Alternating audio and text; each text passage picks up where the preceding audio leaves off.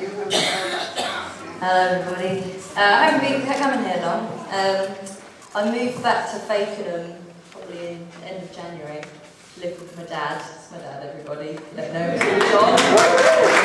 Available for like car lifts, so if you want to help, making things in the house, shelves, stuff, good at fixing cars.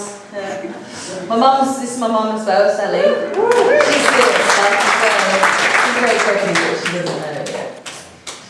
Anyway, so I came to Fakenham. I've been living with my dad in a little bedroom, and I left London, and I was working full time in London, and wasn't doing what I was meant to be doing, and I kept thinking, oh, I've got to get out, and I finally gave him a notice, and turned on the TV. God talks to me through the TV sometimes. I don't know if that's alright, but it was kind of cool, because I'm a singer, and I don't understand here by God. Just saying it. But, and I turned on the TV and Sister Act was on, and is it Maggie Smith? Is it Maggie Smith? Yeah. Yeah, she goes to Whoopi Goldberg, she's like, all you need to do in life is sing and pray and sleep. That's all you need to do. And I was like, okay, God. I was like, sure thing, that's what I do. And then I came here, and I started coming to this church. My good friend Sophie helped me. She's a beautiful Christian, and she helped me. I was kind of hanging over, holding myself back from God and Jesus, and I was holding myself back, and Sophie came along and kicked me. And I went down, and I was like, oh, this is alright, actually. Yeah, what was I doing all that time, holding myself back, walking along, punching myself in the face, So Sophie helped me. And then I started coming here. She was like, oh, go to that church, that looks nice. We walked past it, didn't we? That one looks nice, go there. I was like, alright. And then I recognised Mr. Strong from school. Mr. Strong, yeah. He didn't remember me, because he didn't teach me, but I was a naughty kid at school. I used to skive all the time. But you didn't know. I was very good at covering it up.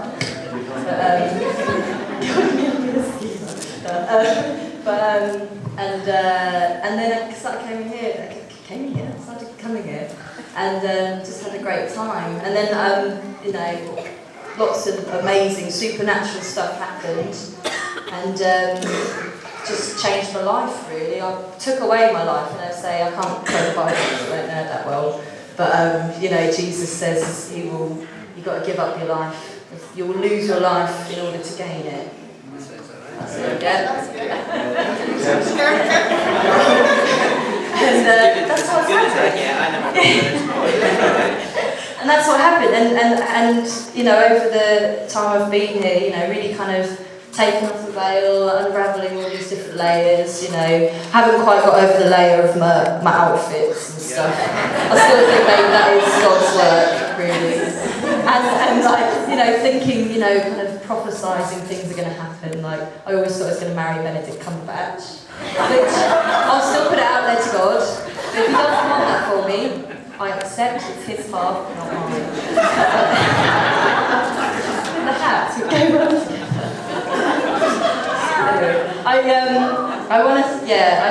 I feel really honoured that I'm in this church to be baptised, because I feel like this church is a bit of a rare church nationally and in the world. I haven't been to many worldly churches, but to a few. But this is a beautiful place, and I feel very welcome. And I've cried many times, blowed my eyes out. Heather's been there holding me, going, "It's all right, love." And I just felt welcomed and invited and honoured. And I've got to this point where I'm honoured that God loves me, and honoured. And it's kind of really simple as well. It's kind of it's two things. It's hard. It was a long old kind of slog getting here, a big old struggle, But God's been the only healer, and He's been the only one that's actually healed me, And He is the only one who can heal you. You just gotta, and it's not that hard really. You just gotta stop being it's all cool. It's cool. Jesus, I'm being safe to say, Jesus was like a Jedi. He was awesome. I was picturing the lightsaber on a horse. It's he's awesome, and he's cool. He's cool, So you've got to take off that spiritual aesthetic, all the garb, all the garb.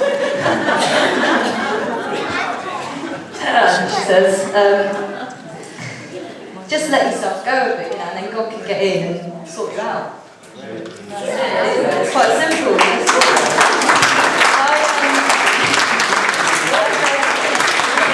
I've got my little book, like the Amy's got a book.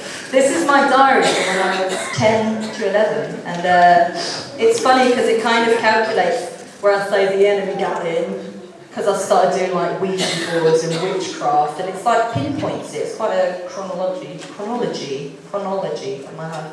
But in the beginning, I prayed to God, and I don't have a religious family. Offense, I'm sure you will be soon though.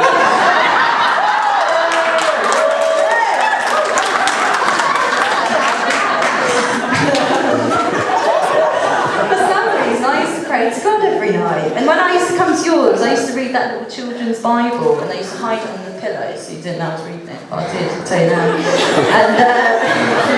And I used to pray. I don't know if I made this memory up, because I do make memories up from my childhood for some reason, but I remember I used to pray every night. I did pray every night that Jesus would send his angels to watch over me, and I remember that every morning I'd wake up and there'd be a little white feather on the pillow.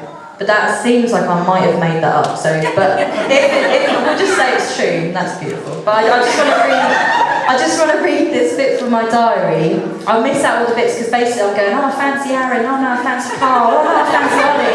Ollie found out with Katie, and Katie's been such a cow. I'm like, oh, so I'll miss out all that bit. So I'll just go to this bit here. So, so I'll just talk about people I fancy. But there is one person I love more than everyone. That's like in text speak as well here. EVRY1.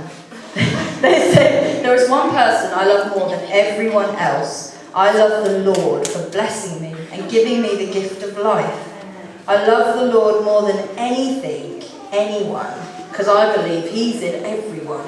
No matter how horrible or nasty they are. I love Aaron there, that was my boyfriend at the time. I love Aaron. And he has the Lord inside him, but he doesn't know it. And then I go on about how I'm going to keep fit and do bike rides and stuff. But thank the Lord and thank everyone. God bless everyone. Brackets, Oscar Scrooge. Close brackets. Like in the end of Scrooge. And it's like, God bless everyone. It's Scrooge, isn't it? Oscar. Yeah, you're right. I'm alright? I'm alright. So, yeah, I just want to thank this church.